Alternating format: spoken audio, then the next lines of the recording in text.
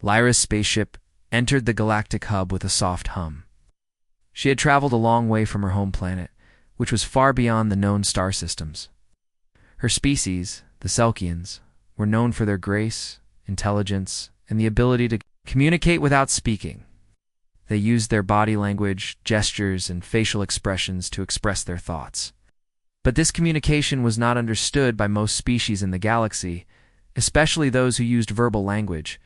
When Lyra's ship touched down on the station, she felt a sense of hope. This was her chance to find help. Her mission was urgent, and she knew the galaxy's council needed to be warned of a growing danger. She stepped off the ship and looked around. The large station was bustling with activity. There were people of every shape and color, aliens with tentacles, wings, and even some who floated in midair. Lyra stood still for a moment, adjusting to the new surroundings. Her tail flicked nervously as she prepared to approach the first group she saw. The beings she approached looked at her with confusion. She gestured with her hands, trying to explain that she needed help, but they just stared at her blankly. Her gestures, though graceful and clear to those who understood her species, were meaningless to them. One of the aliens stepped forward and waved her off with a dismissive gesture. "We don't have time for your tricks," they said, their words sharp and cold. Lyra's shoulders sagged. She had faced this kind of treatment before. For years, her kind had been misunderstood, ignored, and feared. Their lack of verbal communication made it hard for others to trust them. She had hoped that the galactic hub, a place where many different species came together, might be different. But it seemed like it was. As she walked away, she noticed the looks of judgment and fear from other groups of aliens. They whispered among themselves, pointing at her.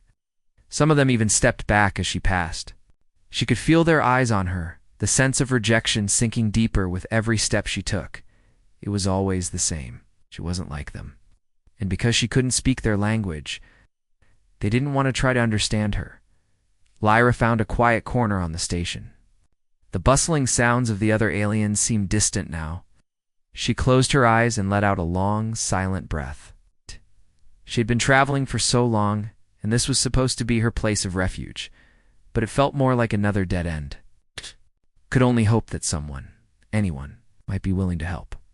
She spent the next few days wandering the station, hoping to find someone who might listen.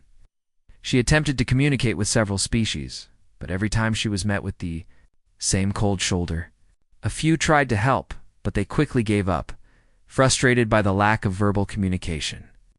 The more time passed, the more she realized how isolated she truly was. She had no allies, no friends, just an endless series of rejection. It was late one evening, when she met him. Marcus had heard of the alien woman who had been wandering the station, but he had paid little attention to the rumors. He was busy with his work as a translator, helping various alien species communicate with each other. He had seen his fair share of strange creatures, and he knew that many of them struggled with different forms of communication. Was assigned to look into Lyra's case. His curiosity was piqued. At first, he didn't know what to expect. He had heard that Lyra was nonverbal, and he thought she would be difficult to communicate with. He had worked with alien species who had different languages and had to rely on technology or gestures to understand each other, but never anything quite like this. Still, he felt an obligation to at least try. He found her sitting in the same quiet corner, her head bent low in what seemed like defeat. Her long, delicate fingers traced the air in slow movements, like she was writing something invisible in the space around her. Marcus hesitated for a moment. Then, with a deep breath, he approached her. "Excuse me," he said, his voice calm, but firm. "Are you all right?" Lyra's ears perked up at the sound of his voice. She looked up at him with wide, curious eyes. He could see the hesitation in her gaze, the wariness. For a moment, neither of them spoke. Marcus didn't expect her to, but he waited patiently, letting her decide if she wanted to engage. Lyra then raised one hand and motioned towards the empty space between them. It was a gesture of invitation. She was asking him to come closer. Marcus took a small step forward, unsure of what to do next. She then pointed to his mouth, then back to herself, as if indicating the inability to speak. "I can't speak either," Marcus said gently, making sure his voice was soft. "I can understand." Lyra's eyes widened with interest. She tilted her head slightly, clearly intrigued by the idea of someone who could understand her. Her body language softened, and she leaned in slightly, as if waiting for him to continue. "I work as a translator," Marcus explained. "I've helped others communicate. I can learn different ways of speaking, even without words." Lyra studied him carefully. She seemed to sense that he wasn't like the others. There was something in his expression, something that told her he wasn't going to reject her. Slowly, she raised her hand and touched her chest, then gestured to the space between them. Her eyes met his, filled with silent hope. Marcus understood. "You want to communicate with me?" he said, his tone soft. "I can try to help." Lyra's face lit up, and for the first time since her arrival, she allowed herself to feel a spark of hope. It was a small step, but it was enough. She had met someone who was willing to understand her. It wasn't much, but it was the beginning of something important. After their first meeting, Marcus and Lyra began to meet every day. Marcus was eager to help her, to truly understand the silent alien who had been rejected by so many. He had always been good with languages, but this was different. He wasn't just learning words. He was learning a new way of speaking through gestures, body movements, and emotions. And he was surprised at how much Lyra could communicate without saying a word. At first, their meetings were simple. Marcus would sit beside her, and she would gesture with her hands or tilt her head or raise an eyebrow. Every movement had meaning. It was like watching a painting come to life. Sometimes, she would point to objects around them, showing him things that she liked or disliked. Other times, she would simply smile or frown to show her feelings. It wasn't easy, but Marcus was patient, and Lyra was determined. They worked together, slowly building a connection. Despite their efforts, the people around them still didn't understand. Other aliens would look at them confused and uninterested. Marcus and Lyra would walk through the corridors of the station, but no one paid attention to their efforts. Aliens would glance at them and then quickly turn away, muttering to each other. Marcus could hear the whispers, the quiet judgments, and it frustrated him. He could see how much Lyra wanted to belong, to be accepted. But no one seemed willing to give her a chance. One day, as they were sitting in a quiet room, trying to make sense of a new sign Lyra had created, a loud voice interrupted them. "Hey, human. Why are you wasting your time with her? What's—" A tall, green-skinned alien with sharp, pointed ears and a long, flowing robe. He was looking at Marcus with a mixture of curiosity and annoyance. "She's useless. Nobody can understand her. Why even try?" Marcus looked at the alien, his face calm but firm. "She's not useless," he said simply. "She has a lot to offer if people would just listen." The alien scoffed. "Listen, she can't speak. How can she offer anything?" Before Marcus could respond, Lyra stood up, her body language stiff and defensive. She looked at the alien, then at Marcus, and then back at the alien. Her eyes were filled with a mixture of sadness and anger. She stepped forward and raised her hand, not in anger, but as a gesture of calm. She motioned for the alien to come closer. The green-skinned alien hesitated for a moment, but then stepped toward her, clearly intrigued by her sudden confidence. Lyra placed her hand over her chest and then pointed to the alien. Then to herself, and finally, she made a wide, sweeping gesture, as if to indicate something important. Marcus understood what she was trying to say. "She's asking if you understand. The value of silence," he said, translating her movements. "Sometimes, actions speak louder than words." The alien frowned, his expression hard to read. "I don't have time for this," he muttered, turning away and walking off. Lyra stood there, watching him leave, her face a mask of quiet frustration. It was clear that the rejection she had faced her entire life was starting to take its toll on her. Marcus sat down beside her. "Don't listen to him," he said softly. "There are others who will understand you, I promise." Lyra looked at him with doubt in her eyes. She had heard promises before, but none had ever been kept. She had traveled so far, but still, no one cared. Marcus could see the sadness in her face, and it made him feel a deep sense of responsibility. He had to prove to her that her voice, her silent, unique voice was worth listening to. In the days that followed, they spent more time together, trying to find new ways for Lyra to express herself. Marcus learned to recognize the small changes in her expressions, the tiny movements of her hands that told a story. He started to create simple signs and symbols, combining them with Lyra's own gestures to form a kind of silent language. It wasn't perfect, but it was something. It was a way for them to communicate, a way for Lyra to share her thoughts. One afternoon, they were walking through the station when they overheard a group of aliens talking about the recent galactic threat. The Galactic Council had just received word of an impending attack from a warlike species, but they were unsure how to prepare. Lyra's ears perked up at the mention of the threat. She stepped closer to the group, trying to catch more of the conversation. Marcus noticed her sudden interest. "What's wrong?" he asked, gently taking her hand. Lyra pointed to her ears and then to the group, signaling that she wanted to hear more. She leaned closer, her eyes filled with concern. Marcus listened closely to what the aliens were saying, but it wasn't good news. The enemy species was fast, ruthless, and incredibly powerful. They were known for their ability to wipe out entire planets in a single strike. Lyra's hands trembled slightly as she pointed to the sky and then to the ground, indicating that she wanted to warn the council about the danger. Her silent plea was clear. She knew something important, something the council needed to hear. Marcus felt a surge of determination. "We need to go to the council," he said. "You're right. They need to hear this." But as they made their way to the council chambers, Lyra's hope began to fade again. She could feel the rejection looming. The council members were powerful beings from different worlds, all used to their own forms of communication. Lyra was just one silent voice among many. When they reached the council chambers, Marcus stepped forward, ready to present what Lyra had to say. But as they approached, the doors were slammed shut in their faces. The guards outside told them they weren't allowed inside. "No nonverbal aliens are allowed," one of them said with a dismissive wave. Marcus looked at Lyra, whose eyes were filled with frustration. "Don't worry," he said. "I'll make them listen. I promise."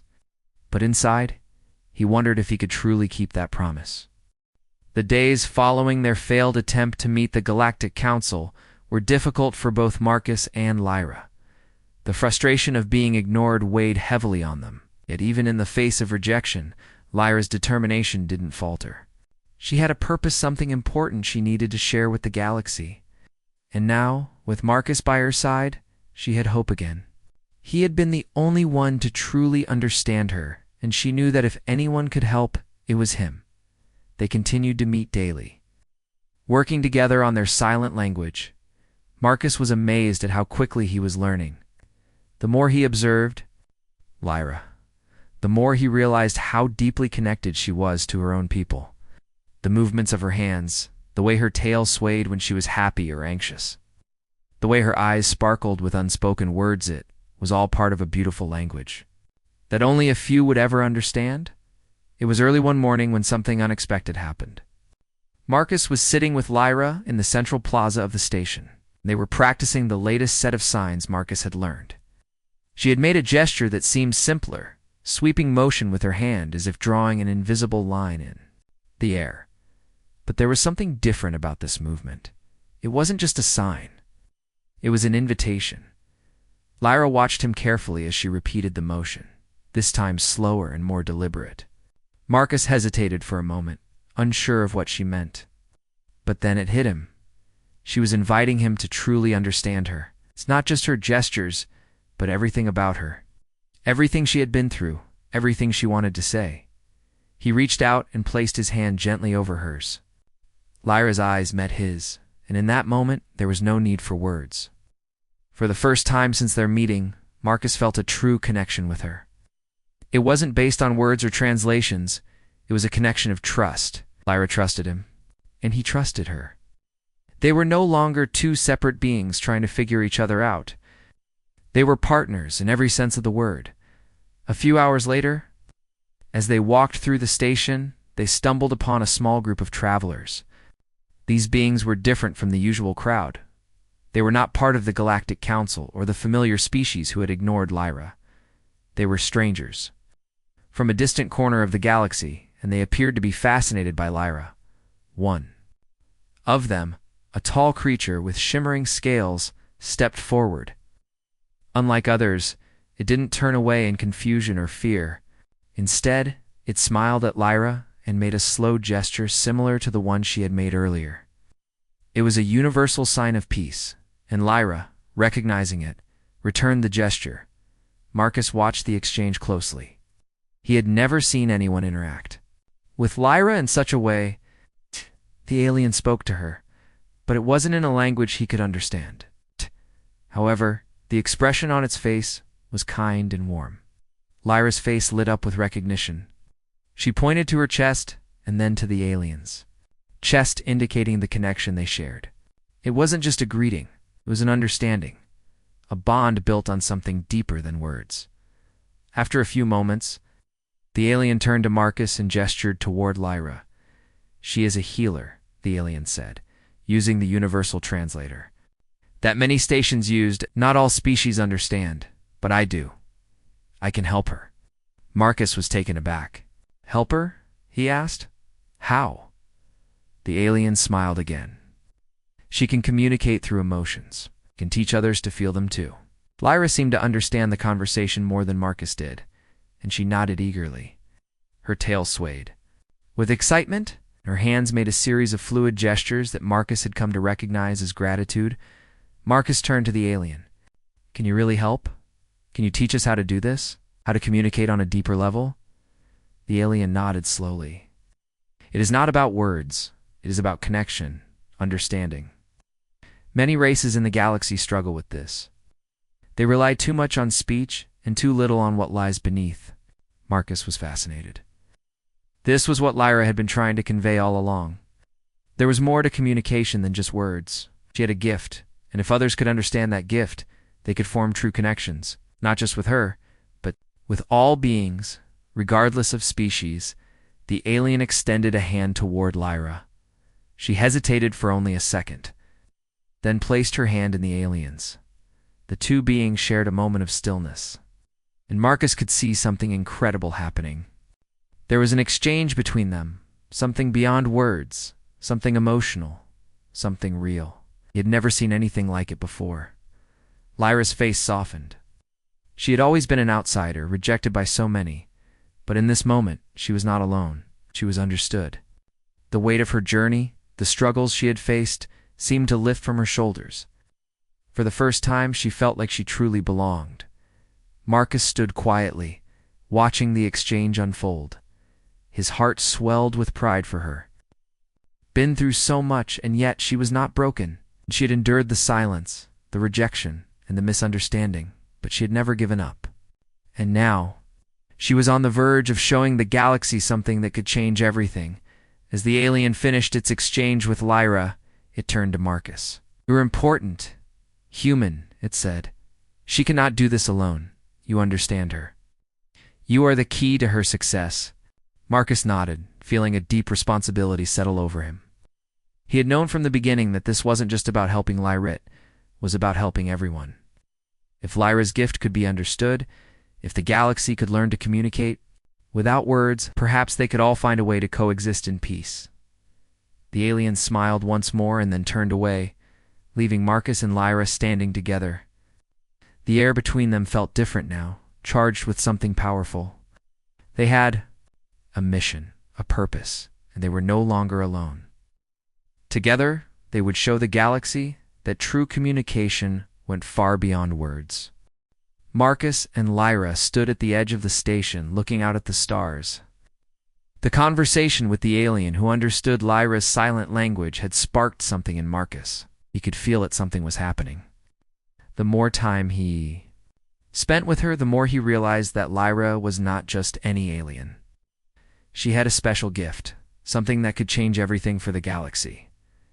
But as they walked through the station, Lyra's usual quiet demeanor had shifted. There was a new kind of urgency in the way she moved. Her steps were faster, her eyes constantly scanning the crowds. Marcus had learned to read her body language, and now he knew something was on her mind. "Lyra, what's wrong?" he asked, concern in his voice. Lyra stopped for a moment, turning to face him. She placed one hand on her chest and then pointed to the distance, as though she was trying to show him something far beyond the station's walls. Her face was serious, her tail twitching nervously. It was a gesture that Marcus had learned to recognize as warning. She gestured toward her chest again and then made a sweeping motion with her hands, indicating something big. The motion was urgent, almost frantic. She was trying to tell him that something was coming, something dangerous. Marcus could see that she was terrified. But there was also determination in her eyes, without saying a word. Lyra led Marcus toward the communication center of the station. As they arrived, the door slid open, and they entered a quiet room filled with glowing screens and complex technology. Lyra pointed to one of the screens, which displayed a map of the galaxy. Several red dots were blinking in various locations, marking different areas of space. Marcus studied the screen, trying to make sense of it. "What is this?" he asked, his voice low. Lyra pointed to one of the red dots, and then she touched her own chest. The gesture was clear. Whatever was coming, it was heading toward her people, her home planet. But this wasn't just a warning. This was a call for help. Lyra had been sent here for a reason. She had been given a mission. Suddenly, a deep voice interrupted their thoughts. "What are you doing here?" A tall, gray-skinned alien stepped into the room, looking at them with suspicion. It was one of the station's guards. "This is a restricted area." Marcus stood up straight, not allowing the guard to intimidate him. "We need to send a message," he said firmly. "There's a threat approaching, and we need to warn the council." The guard raised an eyebrow. "A threat? What are you talking about?" Lyra stepped forward, her hands moving quickly in a series of gestures. She pointed to the screen and then made the shape of a ship with her hands, followed by a sweeping motion that indicated something moving fast. It was clear she was trying to explain that an enemy fleet was on its way. The guard looked at her, his expression hard to read. "What do you think you can do about it?" he asked dismissively. "This station isn't equipped to deal with something like that." Marcus stepped forward. "We have to try," he said. "Lyra knows more than you think. She can communicate in ways that others can't." The guard sneered, clearly unconvinced.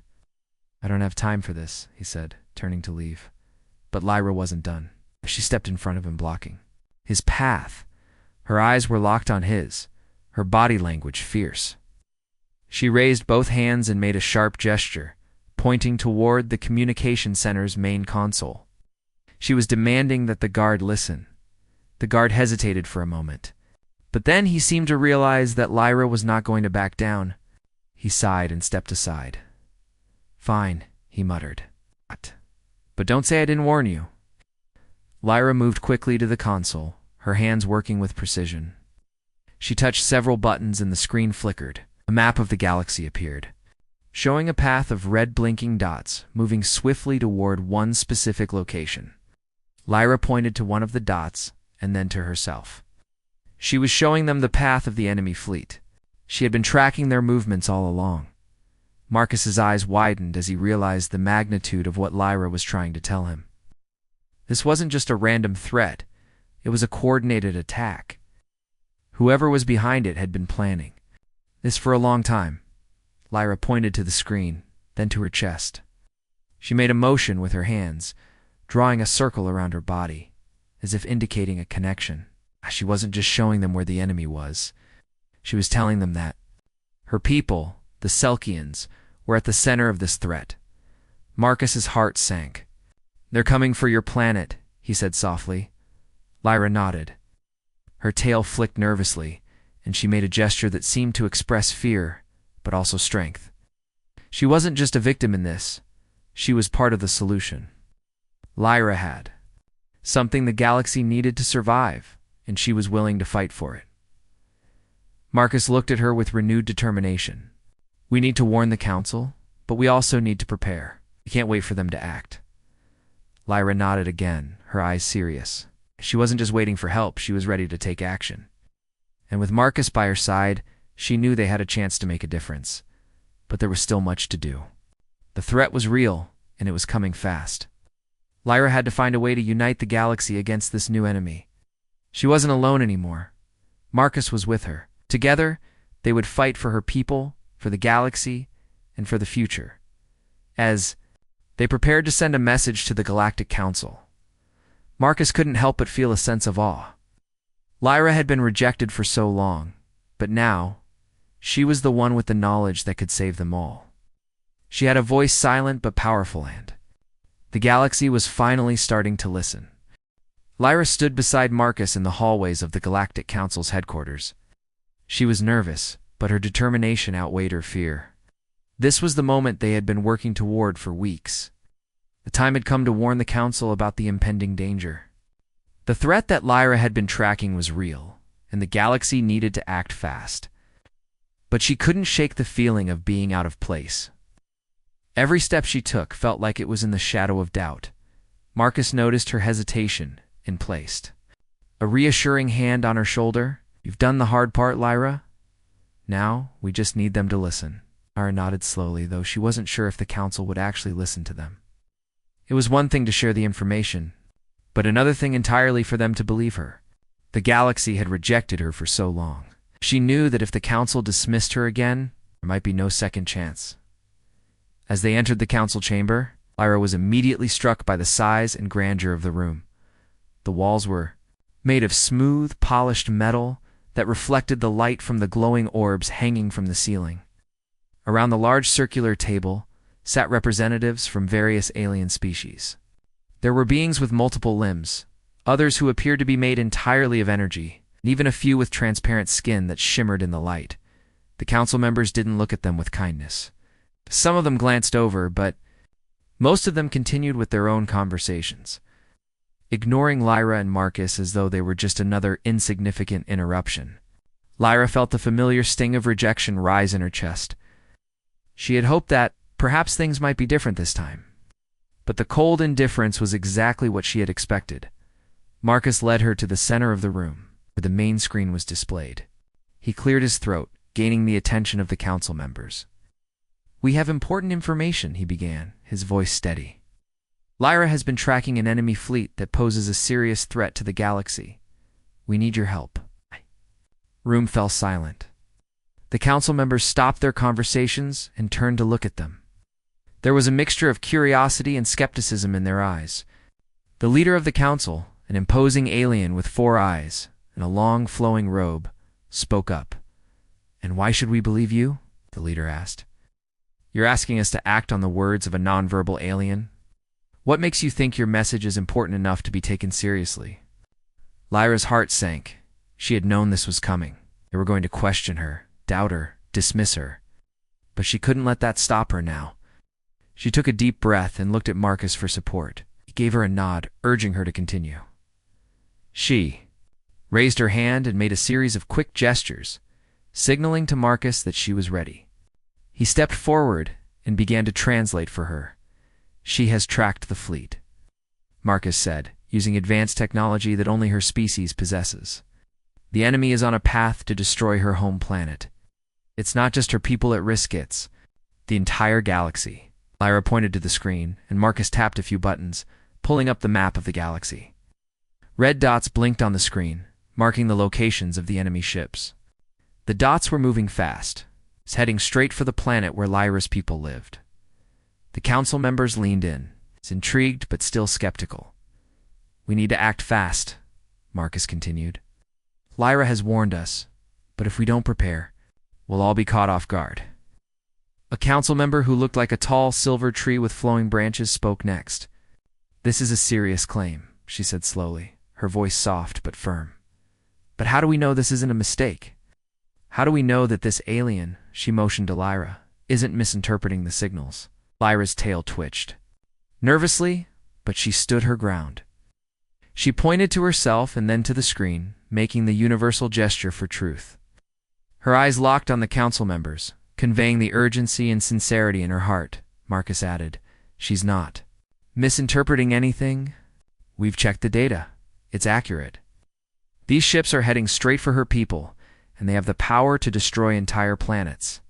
If we don't act now, it might be too late." The council members exchanged uncertain glances.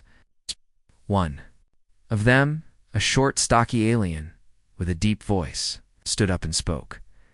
"Even if this is true," he said, "how do we know that Lyra's species will be able to help? They've always been isolated, and they've never been part of the larger galactic community. Why should we risk our fleets to save them?" Lyra felt a sting of anger at his words, but she held herself in check. She had faced this kind of prejudice. Before, her species was always seen as weak, as something to be ignored, to be discarded. But she wasn't weak. She was strong, and she had to prove it. She stepped forward, her body language firm and resolute.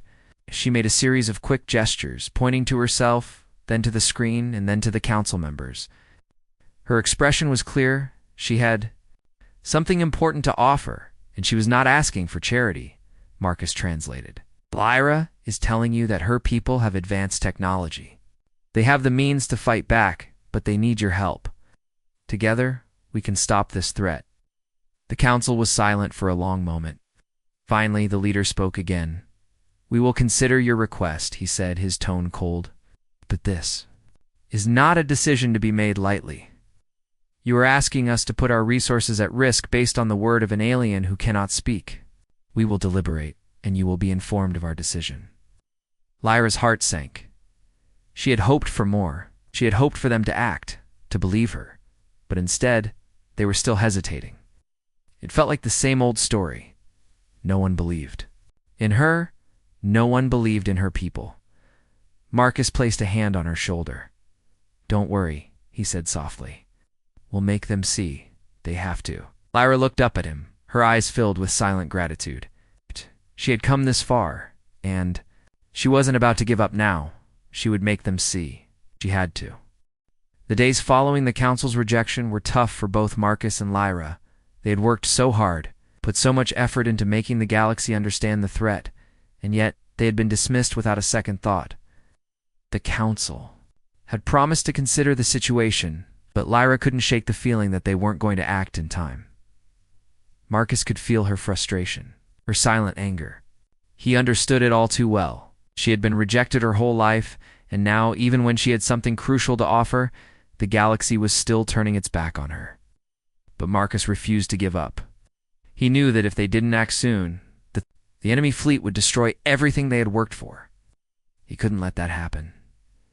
One evening, as they sat together in a quiet corner of the station, Marcus turned to Lyra. She had been staring out the window at the stars, her mind clearly elsewhere. She had always been so calm, so composed, but now she seemed different. There was a new kind of tension in her. "We can't just wait for them," Marcus said, breaking the silence. "The council won't act fast enough, but we don't need them too." Lyra turned to look at him, her large eyes full of uncertainty. She didn't understand what he meant at first. She tilted her head, and her tail flicked nervously. "I think we should take matters into our own hands," Marcus continued. "You've tracked their fleet. You know where they're heading.